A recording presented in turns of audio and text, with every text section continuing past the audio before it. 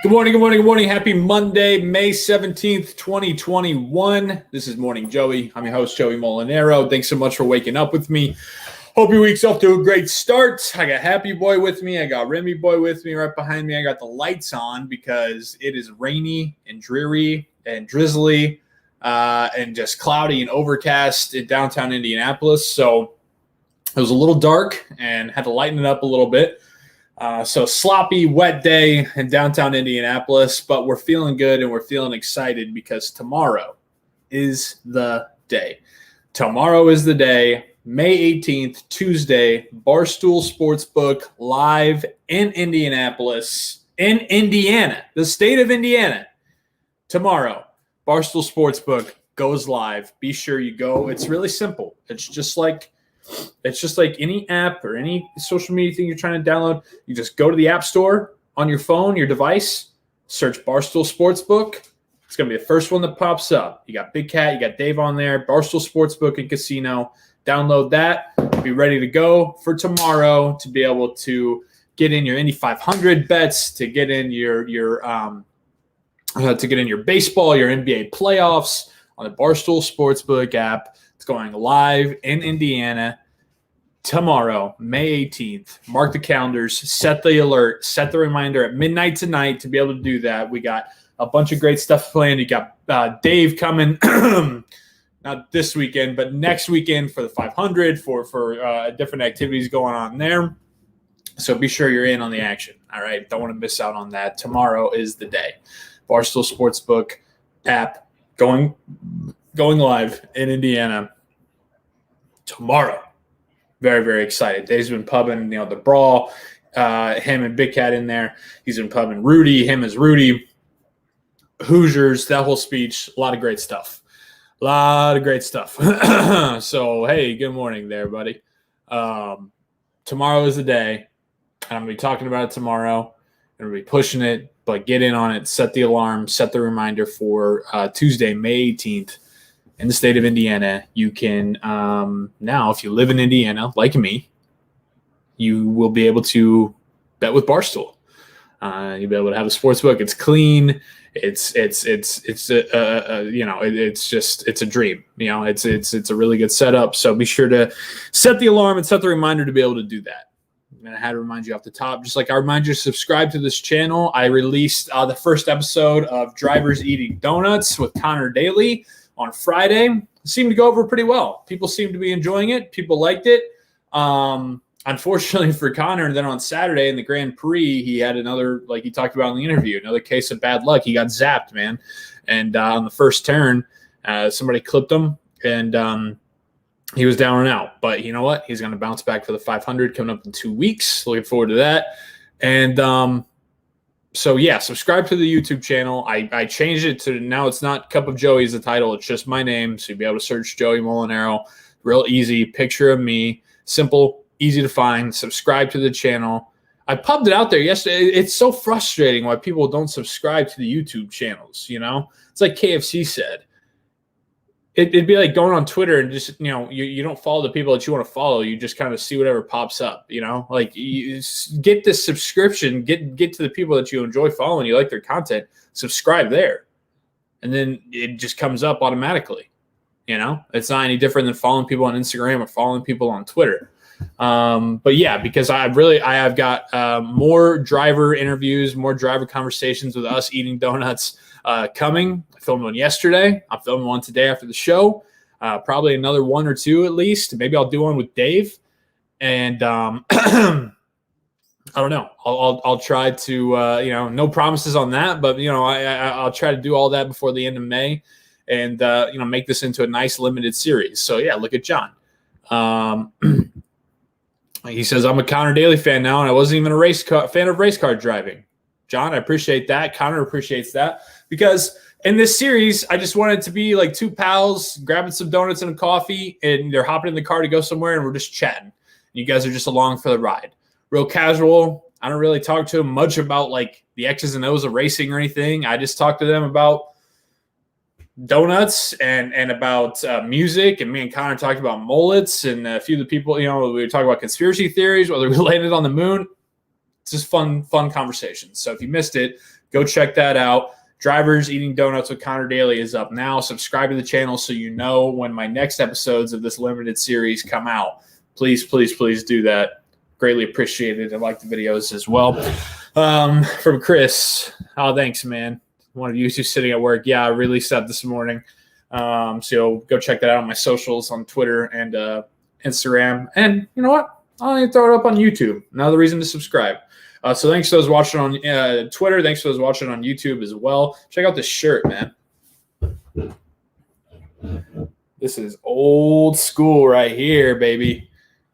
This is, I think my dad probably got this in the late 80s or early 90s, and he passed it down to me, and now I have it, and it's a classic. It came full circle, and it came all the way back into style, you know, because this is a very 90s-ish shirt, and it's baggier, you know, it's more of a bigger size shirt, and now we're coming back to it. The Gen Zers are making all that stuff popular again, so we're going back to it, and I'm ready to rock it. I'm rocking it right now. Yeah, so it's raining in downtown Indy. Shitty day, shitty start to the day. Pretty funny last night. I woke up. Here's a few things you'll miss on your feed this morning. My buddy Kyle Guy, who I'm friends with, who's a fellow Indianapolis native, who has been on this show, who I talk to fairly regularly. It was the season finale for the Kings, and they missed the playoffs, of course, because the Kings always miss the playoffs. And unfortunately, you know, for my buddy, but he was in the game and it was late in the fourth quarter and it was a blowout and he got a breakaway and he said, you know what? I'm going to do this. I'm going to do it my way. And I'm going to try out this crazy ass windmill dunk. And unfortunately for Kyle, it did not go too well. Biggest turnaround since Paul on the road to Damascus is going to win. Kyle Guy tried to punch it home. Give it Paul on the road to Damascus is going to win. Kyle Guy. So they're down 23. Minute 19 left to go. Like I said, Kings aren't making the playoffs. It's the season finale. Nothing matters, right? I mean, this game didn't matter. It especially doesn't matter with less than 2 minutes to go, and it's a 20-plus point ball game. I mean, you should probably just call it at that point. You know, it's like 2K. Like, yep, 20 ball, yeah, see ya. But Kyle, he gets a fast break. He's breaking away. You know, he sees nothing but stars. He sees nothing but bright lights. Ooh, this is my chance. I'm going to, even though this is a meaningless finale of a game, I'm going to end up on the top 10. I'm going to end up on, you know, Bleacher Report and all that shit for, you know, Kyle Guy went off. That's what he's thinking right here is this ball, you know, just is tapped away. And he's like, oh shit, here we go. I'm going down. I'm gonna nail this. I'm gonna bring down the house in the season finale, even though there's nobody here. Around since Paul on the right, every basketball player's dream, just you, the ball, and the bucket right in front of you. What are you gonna do? Road to Damascus is gonna win. Kyle Guy. And you know what? He had a really good liftoff, man. Like he didn't mistime his steps. Sorry, gosh, right. No. You know, sometimes when you wake up early and like you're still kind of tired and the weather is kind of changing, right? Like the weekend is warm and then now it's rainy and kind of a little chilly and everything. Sometimes it just gets in your chest. So sorry. But he didn't mistime his steps or anything like that. Like it was a good, you know, balanced takeoff. To Damascus is good. Right, here we go. Like you didn't take off too far away. It doesn't seem like. You're like, all right, they feel good about this. A win. And I mean, at this point, you're like, oh, he's putting this down. Like, look, the takeoff. He starts the windmill early, you know, right as he's taking off, so he's gonna have plenty of time. I mean, right there, like that could be a poster. Like that looks pretty good. Maybe he could be a little higher up. You know what I mean? Maybe you'd like to see his right foot maybe be like where his calf is. You know, if he had some more bunnies, as they call them. But I mean, this is looking good. Maybe right there, you're like, I don't know if he's gonna make it over the rim. But there, he comes all the way around apex in the jump, and you're like, okay, he made it. This is good. And you know what? He bounced it off the back. Maybe his hand's not big enough. You know? That's always why I couldn't dunk on a 10-foot goal. Like, in my prime peak athleticness when I was like 14 or 15, I was just like a spring chicken. And I was fresh and like, I nothing hurt ever. Like I could get up to where I could kind of slam the ball off the rim, but my hand wasn't big enough to like palm it enough to, and then I couldn't jump high enough to where if I Vince Cartered it and like palmed the ball like this and tried to dunk it like that, I couldn't get up that high. So I had a problem with that. So I'd always like slam it off the back of the rim or something like that because I couldn't palm it enough because when I was going up, then the ball would be coming out as I was trying to slam it in. Maybe that was a case of this right here. It's going to win. Kyle Guy tried to punch it home. Give us a little show. Look at the bench, man. Win. Kyle Guy. Oh, they were hyped for him. His buddy. Look, poor guy. Right here. Hold on. Jeez. One of his teammates right here. Then he just starts putting his head down and walking away. Damascus is going to win. Kyle Guy tried to punch it home. Give us a little showtime. And Kyle was playing it well. He was having fun with it on. Twitter last night, and that's good. Kyle gets it, and he knows what it is, and he knew he was going to get people like Wob and everybody like that making fun of him a little bit, but it is what it is. Yeah, Matt, that's what I said. I mean, it wasn't that bad of a miss. Like I think he misfired on like I said, like maybe his hand wasn't big enough. I'll have to ask him about it, but I mean, it looked like a really good form of a dunk. He can get up there. That's not the question. That wasn't the question at all. It just the execution towards the end, the stamp on the dunk just didn't get there, and that's all right. Not a lot of people in the world can do that, and Kyle was having fun with it last night, so.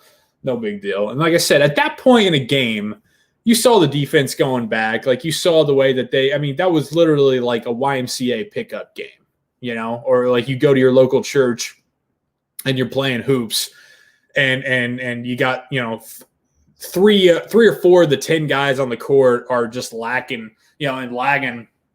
And they always just hover on the half court line, And if there's a fast break like that, nobody's hustling back to try to stop it. You just let them get it, and like that's essentially what that game was. Final game of the season. It's a 23-point game. You got a minute 20 left in it.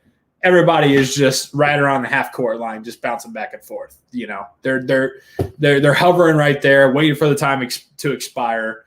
They're not caring about anything in the game, and rightfully so. Why should they? And so Kyle was just trying to do a little showtime, go out with a bang to end the season, and, it didn't work out. It's all good. Craig, why do Utah's jerseys look like Oregon's? Yeah, what the hell was that? I was thinking the same thing. I was like, am I watching Peyton Pritchard out there? What the hell is going on here? Saw Kyle's power, man. Ain't no way they're going to dog him this year.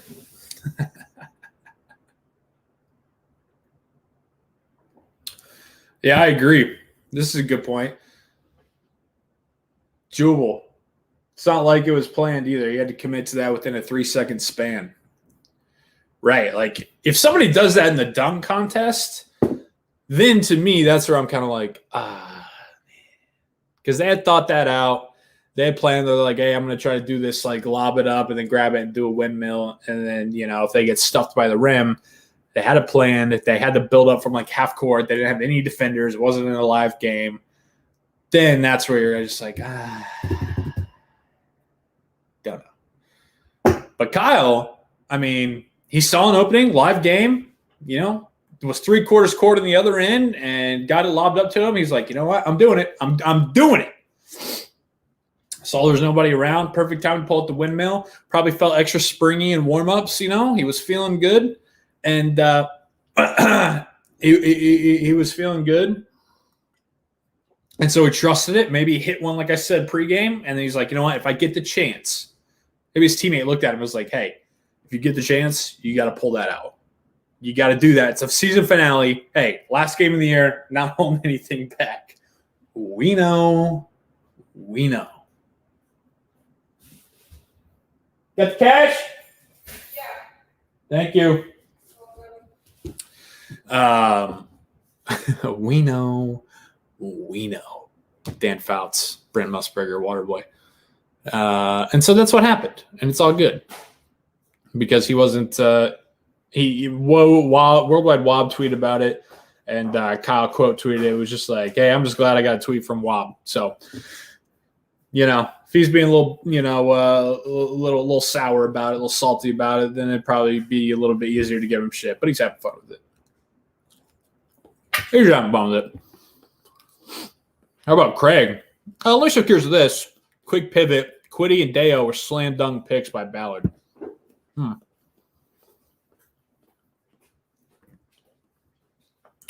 going to see. We're going to see. Quiddy, I think that was the best case scenario for them at 21 if they weren't going to trade back, in my opinion. Pass rusher, really physical, productive in college. So at 21 there, need edge rush help. Chris Ballard loves pass rushers. So sure. The Deo one, no. We'll see. I don't know. I just don't know a lot about him.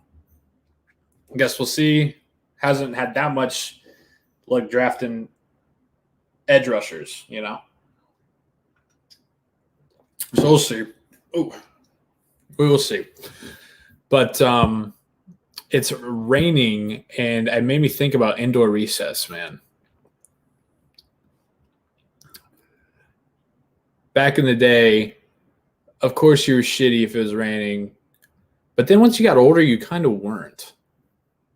Those last year and a half where you're having recess and you're like, I feel a little too old to be doing this. So then when you'd have indoor recess, it was kind of more of the easier transition because you didn't want to not have something after. You didn't want to just go back to class right away. But at the same time, you were like, hey, I like girls now. I don't want to sweat my ass off not trying to play kickball for 20 minutes after lunch. But again, you didn't want to just go right to class. So it was kind of a nice transition, really eased you into it. You could go and it was more of a social hour than anything. Now, granted, indoor recess when you're in third grade, second grade, just fucking end it. Dude, not being able to play kickball or football with a fucking round kickball because for some reason my school didn't have footballs that we could use. We played we called it kick and catch. We would literally just have two teams on either side, and you just try to you just kick a ball, and then the other team would try to catch it. And if they caught it, they got a point or something. I don't even know. But that's the whole reason you went to school. No, at least I got recess. I can go out there and run around and have some fun. See, but then when you're in third grade, because when you're in third grade, you wanted the recess and you want to be outside. But then when you get inside for indoor recess, everything is just on a smaller scale. So now when you have the kid that was kind of a loner and didn't want to mess with anybody and just kind of went off into hid in the slide and something, maybe read a book. Now all of a sudden they're 2 desks down. Whereas normally you're on the other side of the playground or the parking lot and they're hidden away. And so now you're oh, sorry, Teresa.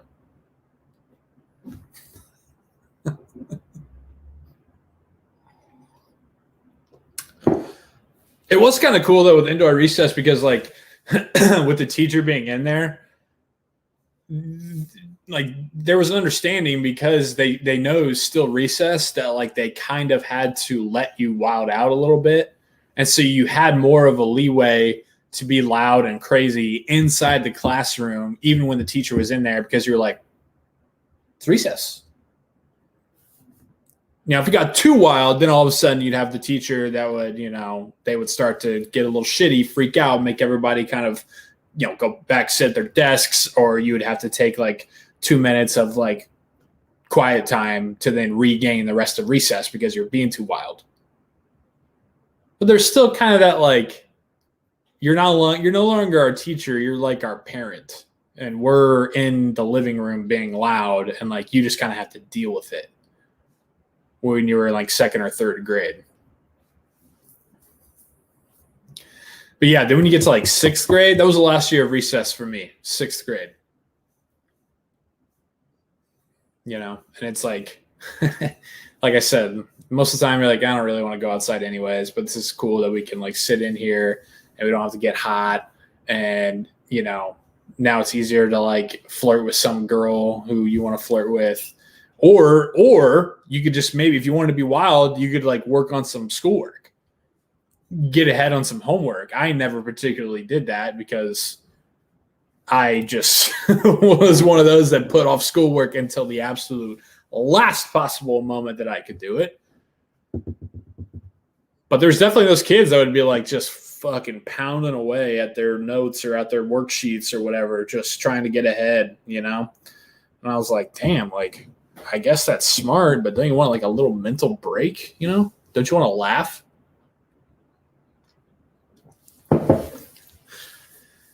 The only time that I would do that is if like the next period or class I was going to, I had homework that was due and and from the day before and I still hadn't done it. So I was like, I think we'll have indoor recess tomorrow. I can knock it out there. And even with that, you're like trying as fast as you can because your buddies are like, come on, we're playing camps. Come on. Everybody's having the time of their life, having so much fun, like playing fucking charades or something. And you're just like marking down whatever you can to just get something on the paper, hoping that it's a completion grade. Here you go. Get done with it. Slam the book on it. Go over there. You try to like make up for the last, 4.5 minutes of recess that you have.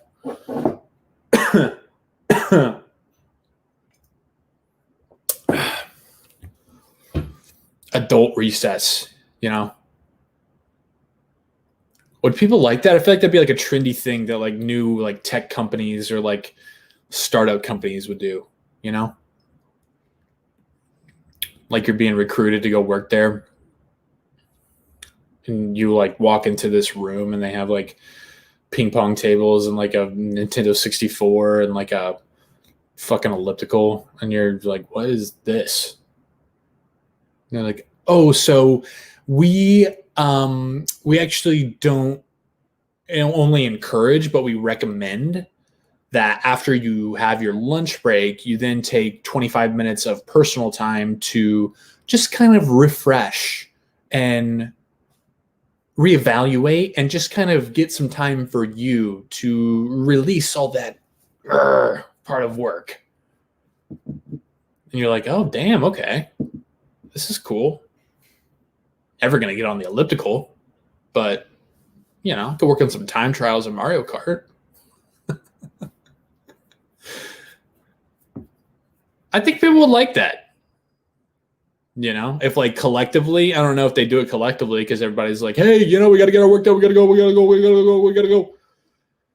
You'd have a hard time with like the old heads that were still in there and then like the younger people who are just coming out of college and who are, maybe a few years out of college who are kind of like into this like new wave of work where people kind of have that mentality. But if they were like, yeah, no, like 25 minutes after 12:30, we all go outside and it's like 25 minutes of mandatory outside time. And then on days when it rains, like I said, it's like we go in this room here and they have Foursquare and hacky sack and ping pong tables, and it's 25 minutes of refresh time. Dude, the old people would be so shitty. The place I used to work, the older people, dude, the older people would be, they got so mad if like, it was such a divide. It was so funny because, they were like a floor above us. And then the floor that I worked on was mostly like digital media and like digital sales and strategy and stuff. And so it literally was like in every TV show movie that you watch where, people go to like new startup companies and everybody like has their hat on backwards and wears like flannels and like has no shoes or socks on and is like skateboarding around the office. Like that's what it felt like. And that's what they looked at us like, because we would wear like jeans and a Henley shirt and like boots to work instead of like a shirt and tie and loafers. Crazy. They would lose their shit if that happened. Well, I just don't see what kind of workplace offers a time where you're not being productive for the place of work. It's like, dude, you're just scrolling your email and making cold calls. Like, is that really that productive?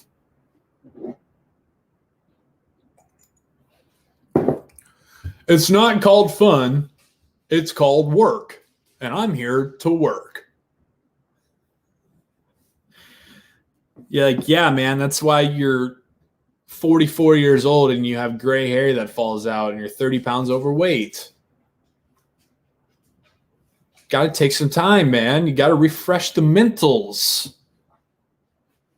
Got to be all right up here to do okay right here. Now I'm getting into like McConaughey reasoning. Hi, Happy. What do you have? Happy wants to be a part of the show. He brought me an Ewok. Here's my Ewok that I've had since a kid, and Happy likes to chew on it, and that's okay. Go ahead, buddy. That's okay because I'm an enabler, and I'm an enabler dog parent. Hi, I'm Joey, and I'm an enabler dog parent. Ain't that right, Bubba? Yeah, my dog voice has gotten sick, man. My dog voice has gotten so good, ain't that right, doggy? Ain't that right, happy boy? Tomorrow, Barstool SportsBook.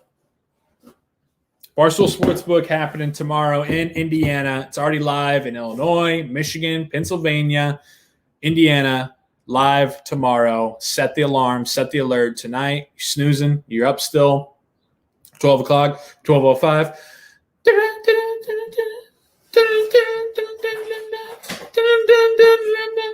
Wake up, go download it. There you go. Deposit your money. Do what you got to do. Be ready to go on Tuesday. Hell of a time. Reminder. Just go to the App Store, whatever device you have, Barstool Sportsbook. Search that. It's right there. First one, Dave, Big Cat, right there. Barstool Sportsbook and Casino. Download it. There you go. Yeah, everyone does have a dog voice, but I like mine best. And I love your profile picture. It's too damn hot for you to be here, Penguin. Oh, I see what's going on here. He waves with his fucking flipper. Yeah, everyone does have a dog voice, though, man. You're right. Everyone has a dog voice, just how like everyone has a fake voice, Everyone puts on a front. Everyone has a fake voice when they're talking to people at work, when they're talking to people at a party they, don't know or haven't seen in a while. It's all right. It's just human nature. I saw the MTV Movie Awards were last night. I didn't watch them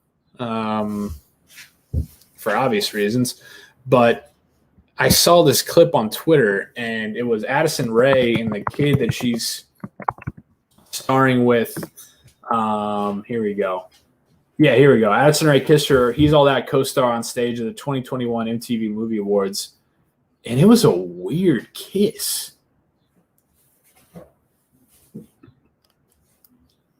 It was a really, really, this was on this. Hold on. Come on.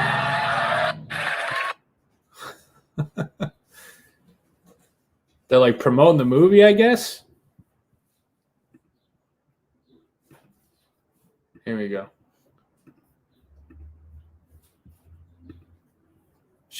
They present an award together, and then all of a sudden just turns and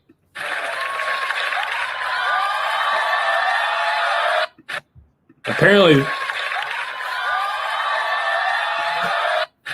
this kid has a girlfriend too. So seen a lot of people, a lot of internet personalities and stuff online that were like, I don't know if I'd be cool with this if I was that chick. I don't know. It seemed like the director of He's All That or She's All That was like guys, you're going to do this. And they're like, should we? I mean, he has a girlfriend. I don't know if it, like, do people do that on TV? And he was like, no, we need to make a splash. This is happening. Do it. And then he was kind of out on it and she was kind of out on it, but then she went in for it.